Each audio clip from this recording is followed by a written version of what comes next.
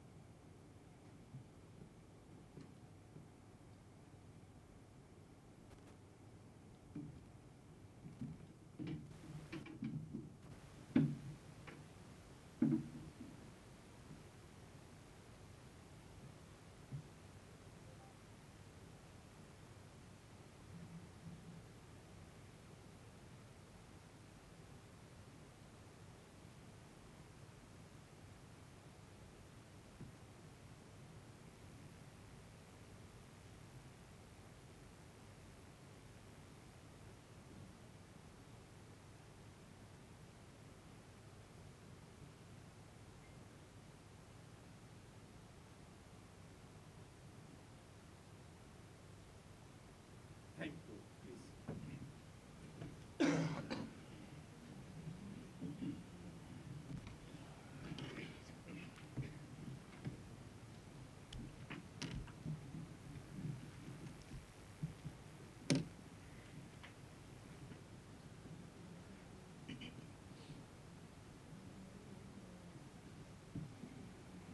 Please.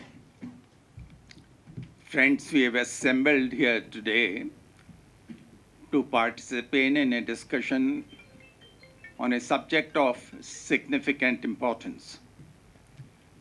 Jammu and Kashmir, the road ahead. The idea is to identify the road ahead. We have many friends from Jammu and Kashmir who have come to participate in the discussion. Of course, there are many Kashmiris who are settled in Delhi. They are also here. So in a telegraphic language, we will try and identify the road ahead and not repeat the statements which are often made. Let's restrict to the road ahead. I'm very grateful to my friend Mr. Mir, former Minister of Jammu and Kashmir. He has been in the government for many, many years. He has been in active politics for 3 decades or more. I would request him to initiate the discussion. And after that, we all will participate and keep our comments as brief as possible so that larger number of people can participate. May I request Mr. Mir to initiate the discussion, as the idea is to find the road of reconciliation and we can avoid confrontation. We can bring peace and tranquility in our subcontinent. May I request now Mr. Mir, former Minister of Jammu and Kashmir, to offer comments. Mr. Mir, in about 7-8 minutes, please. Respected Mr. Shah and other friends, I had come to participate here and to hear the views of yours. But fortunately, I may say, Mr. Shah proposed my name to start the proceedings. Kashmir problem is known to everyone, but everybody has his own perception about this problem. Factually, it has a historical background. We can't brush that aside, nor we can linger with that. We have to see to it that this problem is to be resolved. And that can be resolved only when we will have what are its constituents, or we may call who are the stakeholders. Unless and until all the stakeholders are on board, no solution can be carved out. Out-of-box solution is to be needed. See, Pakistan says Kashmir is an unfinished agenda. Government of India's stand is that Jammu Kashmir is integral part of India, not only this part of which is with Government of India, but also the other part which is with the Pakistan. So it is Government of India's stand, and Pakistan's stand is different. And in state of Jammu and Kashmir, there are people. One section of the people, that too is a significant one, who are that we belong to India. Other section, though we can't say how much number is, they are directly for Pakistan. But the other section is there, who are neither for India nor for Pakistan type, they are for Azadi. But a section, a group which can be, which is of also of a great significance, that means when the accession of Jammu and Kashmir had taken place with India, at that time, an arrangement was carved out that was a concept of sovereignty within sovereign. That was Article 370 was carved out. It was a special status given to the state of Jammu and Kashmir. But over the years, what has happened? Erosion has taken place. The trial from this side remained that complete integration should take place, whereas from the other side, it was that no, it should not take place. And since 89, an armed struggle started.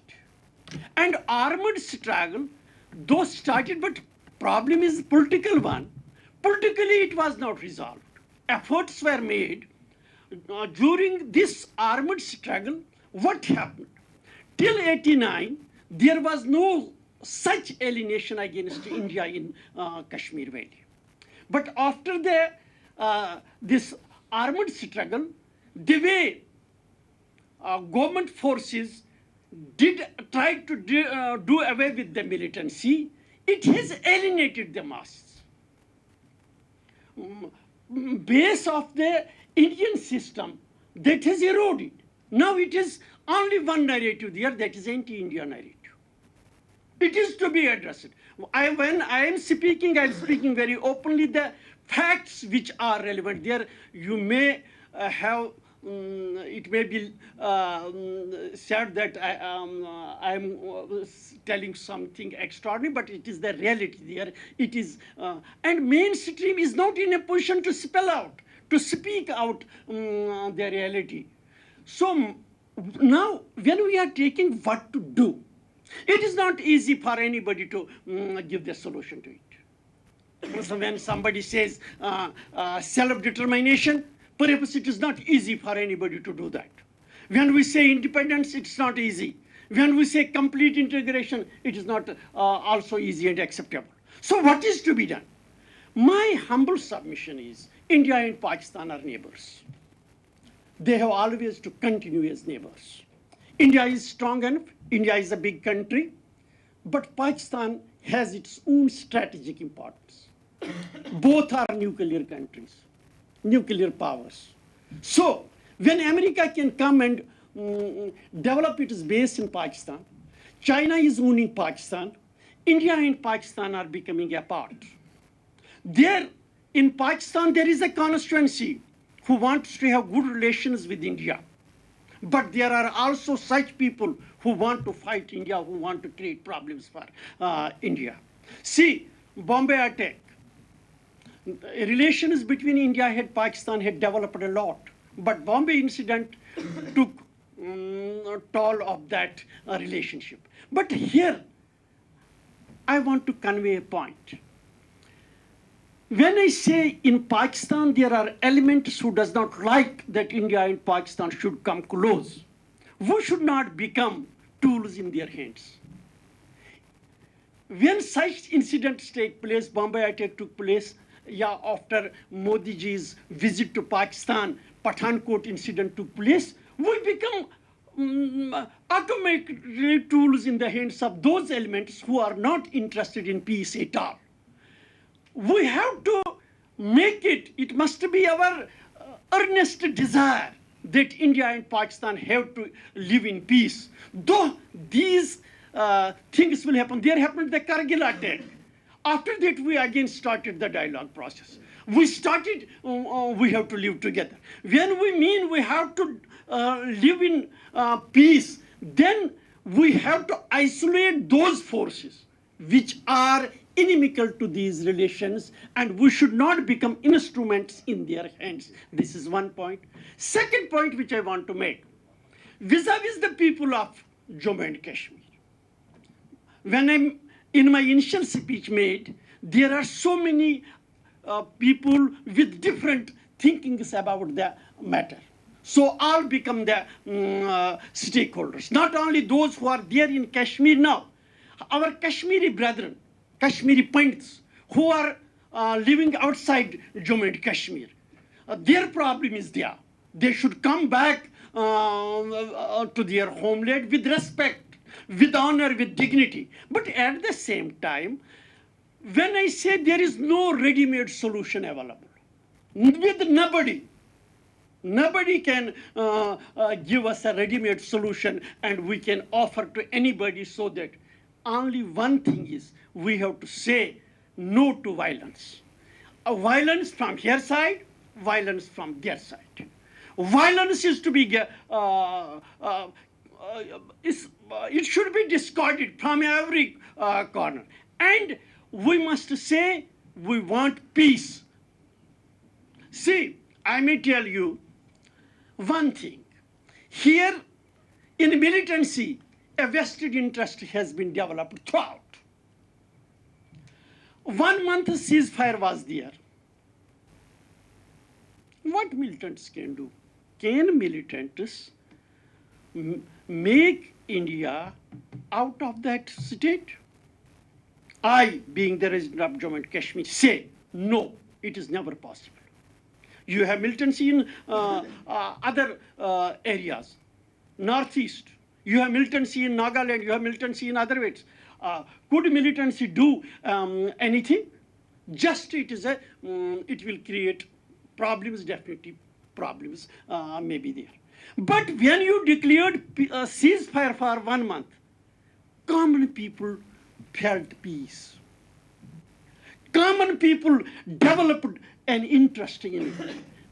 You again were forced to know we have to, how many? 200 people? You have killed so many again came up. Is this gun a remedy to eradicate the militancy from there? Is gun a solution to the problem? I humbly say no. Gun is not the solution. It is always here from the initiative. What initiative should be from the government of India? From government of India, we have to say, these are our people. There can be boys who are playing in the hands of somebody, or who have become emotionalized. Yesterday I made a public speech, if I will say, I said, the problem today is youth of Jammu and Kashmir is not interested in life at all. He prefers death over life. And it must be our concern. It must be the concern of the government of India. How the youth can feel we have to, we must live, we must not be killed. That is the important thing. resolution will come when the problem will be solved. It will take time. I am convinced about it. It is in nobody's hands who can solve it immediately, or there is any resolution possible. Yes, but one thing is approach is to be made humane. Approach must be in no way that India is a big power, we will crush the Kashmiris, we will crush the militants. I fear that is not the proper approach, and whether it will get the desired result or not, I have doubts about that also. My humble request is, I know what is the competence of this house. What, you have also limitations. We are just expressing our views here. But one thing I must tell you, in the whole valley of Jammu and Kashmir, some thing we must see, we must allow them to live their own life. To that extent, interference is to be restricted. But what is happening from this side? Here is more and more interference. Those interference are to be stopped. See the previous 2, 3, 4 years, when more problems were there in Kashmir. See, there are some laws. Article 370. It is since 1947 there. And here from started it is to be abrogated. Article 35A, when there is claim for independence, when there is claim for this, and here again, we are bringing more and more to this side. Perhaps the approach requires some improvement, to some humane approaches to it, because those are the people of this country. When our constitution, our whole system says Jammu and Kashmir is our part, it is not the land of Jammu and Kashmir which belongs to Government of India. Government of India has to see those people are ours, we have to address them. It can't be resolved through money factor only. This is to be very in mind. We say here that we have sent so many money, these tunnels we have done, this we have done. Money is coming, no doubt. Maybe there may be agar loot is happening, but forget about that. My point is, people, लोगों को आपने अपनाना है, एक human approach लाने की ज़रूरत है. That is the only way forward. Thank you, sir. Thank you very much, Veer, for your comments. I now request Mr. Kapil Kak, and as usual, he doesn't have more than 4 minutes. Mr. Kapil Kak. And no one needs an introduction about Mr. Kapil Kak. Anyone who wants to know about Jammu and Kashmir, he has to come to Kapil Kak. Kak Saab. Habibullah Saab, please come here. Please. Yeah, there is a chair for you. यहाँ भी है Sajjad.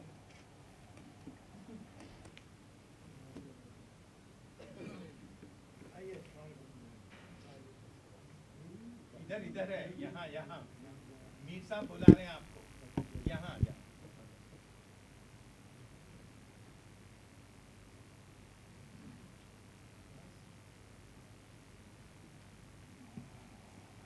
Amir Saab, you see what a magnet you are. My dear friend of many, many years, you have managed to get him next to you. Mir Saab has done such a comprehensive job of looking at Kashmir, the problems that we have had so many years, violence, alienation of youth, non-adherence to Article 370, 350, gradual and complete erosion of Article 370, need for end of violence, and of course a political approach. These are all very strong impulses of wisdom, political wisdom. But who will do this? So I am not going. I've been doing road ahead here with O P Shah and many, many friends for the last 18, 20 years. I don't want to go ahead. Let me see where I am now. Why am I here? If I find the reason why I am here, then as Jalaluddin Rumi said, आपका process start होएगा and you will reach the destination. The process is important. First point is, आपने ceasefire की बात की. Revocation of the ceasefire, I think, is the most unwise thing the current political dispensation could have done. Why do I say that? There were no civilian killings. There was one killing at the end of the 1 month period. South Kashmir for once was calm. Yes, there were some militant attacks here and there. They will always happen. But in contrast to which a wise person would do, that ceasefire was revoked. Militants, I may share with you a data, 24 militants were killed during that period. 22 of them were in the infiltration route from Kupwara and other areas. There were only 2 militants from elsewhere. All indicators to a wise political leadership in the country would have been, please extend the ceasefire. That was not done. Why? Because now Jammu and Kashmir, I thought Mir Sahib will make this point. It's a political point. I'm not a political animal. Because Jammu and Kashmir is now a battleground for elections 2019. That phase has begun. Second, why did this government fall? If you see the reasons which have been given, it was not a popular government. North Pole, South Pole didn't function, lots of problems even of governance, forget about polity management. But those were not the reasons. The reasons given were comical. That security situation suddenly deteriorated. There is nothing on the security scene, including moving a paper from here to here, which can be done by Mehbooba without Delhi.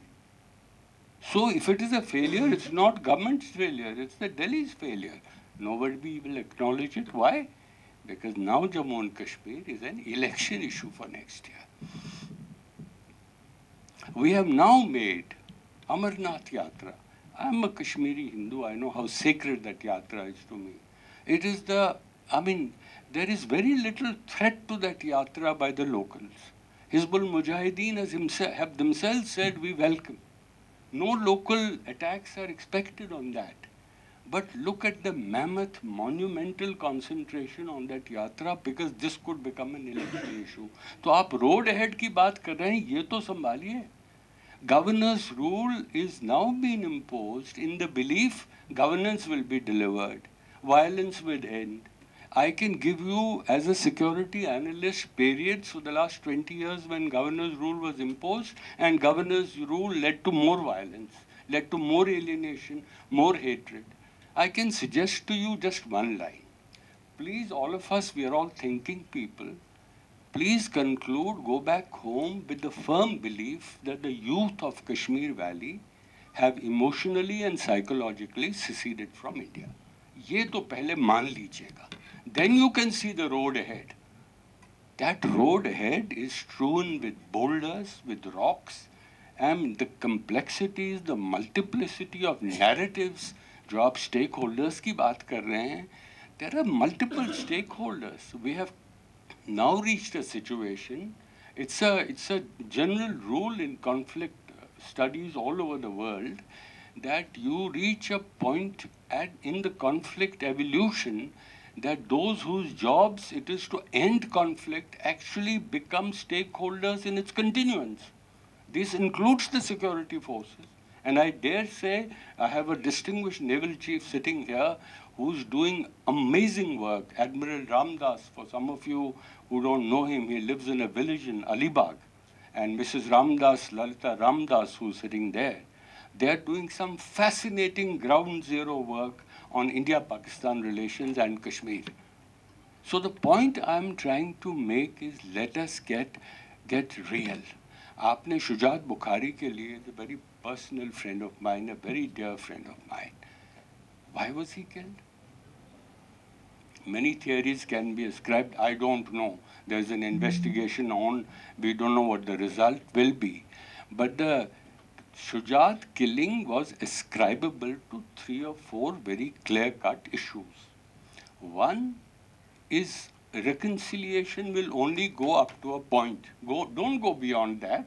Then we have a bullet marked for you. Secondly, even to the joint resistance leadership, the message is please stay on course, straight and the narrow path. Don't deflect yourself.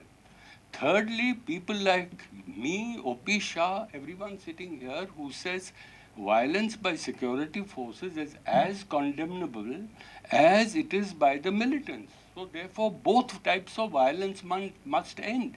And that is what Bro Shujat was doing. Peace be to his soul.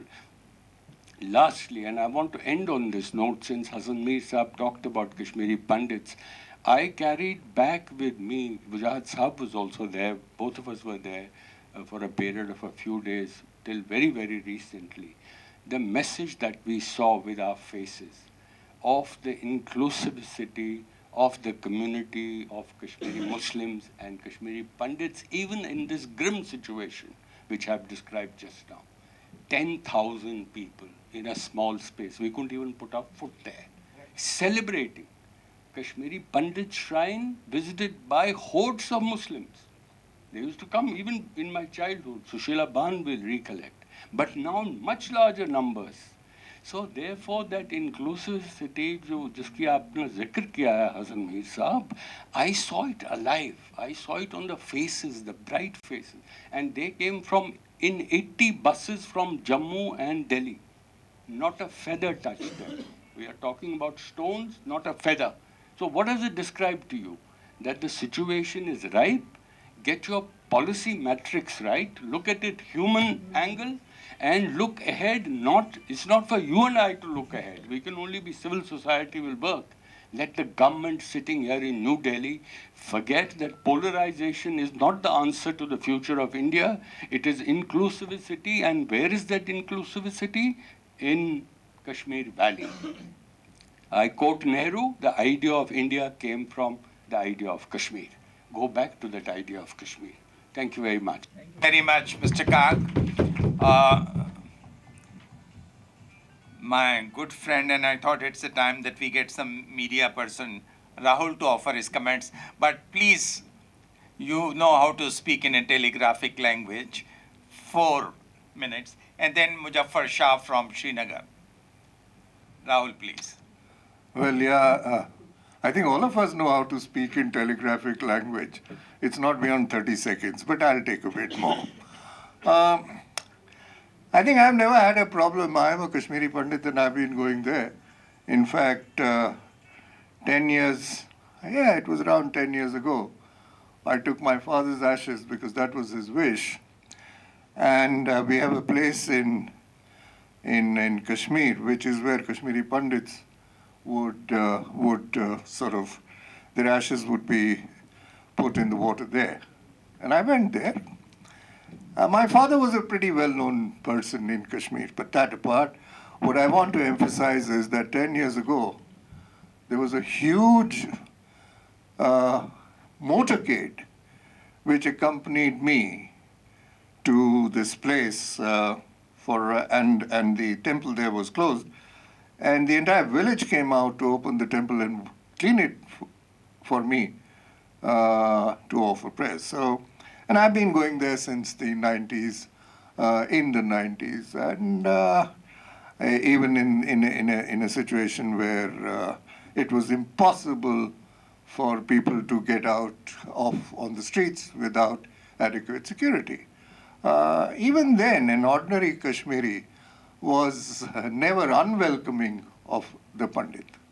So I put that aside. I think the question is for the two communities to resolve, and they can very well do it together if they sit across a table together. There will be angst, abuses, but things will be sorted out.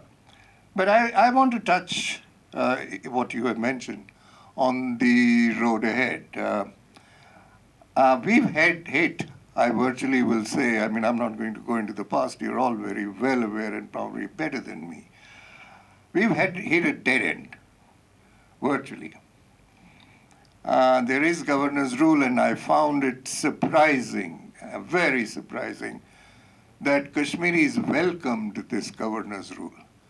and they felt that there'll be some sort of deliverance. So I think Mr. Mir included, the political dispensation of Kashmir has to ask itself this question: why? Why is a governor's rule welcomed, as opposed to the a rule by Kashmiris? Why is democratic process in Kashmir not meant much for an average citizen of Kashmir? I think that's a question you all have to ask yourself. We all know the answers. I'm not going to go into that. The second other aspect of this, we all talked about Shujat. Shujat was a youngster, much younger than me, and I've known him since the day he stepped into journalism. Apart from that, I come from his in-laws' side, because his father-in-law, Shujat's father-in-law, who he was very close to, Tamina's father and my father, were part of the National Conference before 1947. So our ties go back then. Reason why Shujat was killed is also something you have to look at. Shujat was killed not because he was a journalist. Shujat was killed because he was a peace activist and he was moving a great deal forward on peace, which involved people from what we call POK. There was a consensus in Dubai, which I'm aware of a certain element of the peace movement moving forward. Because let me assure you, while there is angst and resentment in Kashmir, there is an equal amount of angst and resentment in areas like Mirpur, Muzaffarabad, and they want to get rid of the Pakistani yoke. So there was a certain identity of purpose and an identity of purpose related to peace. That was one essential point. And the third aspect, which you have talks with Pakistan, maybe this government is not willing to talk to Pakistan, but one thing I will give credit to Prime Minister Modi, he at least made a trip there. Today, under the dispensation which is Pakistan, is it possible for any Indian leadership to go and talk peace? I don't think so. You're on the verge of elections, eve of elections in Pakistan. What is happening in Pakistan? Today, you have a situation where Hafiz Saeed would most probably be dictating who contests the elections in Pakistan, along with a crowd led by the former cricketer, Imran Khan. So imagine where Pakistan is heading. So imagine how would we relate to a neighbor which is run in part. I hope that doesn't happen. I pray that doesn't happen. How would you relate to a neighbor, if it happens, which has in its structure of power a person or people who owe allegiance to Hafiz Saeed? And I wish for the people of Pakistan that this does not happen. There's a young friend of mine, Ravi Nitesh, and Ravi is far aware, very aware of what happened to an activist for peace in Pakistan. I don't know whether he's still been found. I know that. So that's the situation we're looking at. I mean, I'm not saying that we live here on a bed of roses. No. When you have a clerks in this country, we certainly are not in a bed of roses. I think we also need to look at our polity here, but at least we are a democratic country, whatever it might be. So these are issues. When we talk peace, when we talk progress, I think one thing which is very essential, I mean, you also have to look at the political leadership in Kashmir. And I'm including everyone. Separatist, mainstream, how much credibility on ground do they have within the people they pretend to lead? Are they Sheikh Abdullah? No, not at all. Sheikh could command an entire people of Kashmir. They trusted him, they believed him, they walked with him. That is the situation between Nehru and Sheikh when an accord takes place. Again, between Indira Gandhi and Sheikh when the accord takes place. I mean, I and Muzaffar are witness to what Sheikh Abdullah meant, where people would sleep. He would often be driving the car, where people would come and lie down in front of Sheikh's car. So Kashmir does not have that leadership. I, on the other hand, believe What is essential is today to look for new leadership, and that new leadership will only happen if you allow, and this governor will be doing Kashmir a great favor if he calls for panchayat elections to Kashmir. It's a heavily postponed election. I don't know why no government has held it. The last panchayat election, which was held in 2011, saw 80% polling. I think it is essential to give power to the people. And you brought out of 98 central laws, 94 have been implemented in Kashmir. I think one law which Kashmir has missed, which it desperately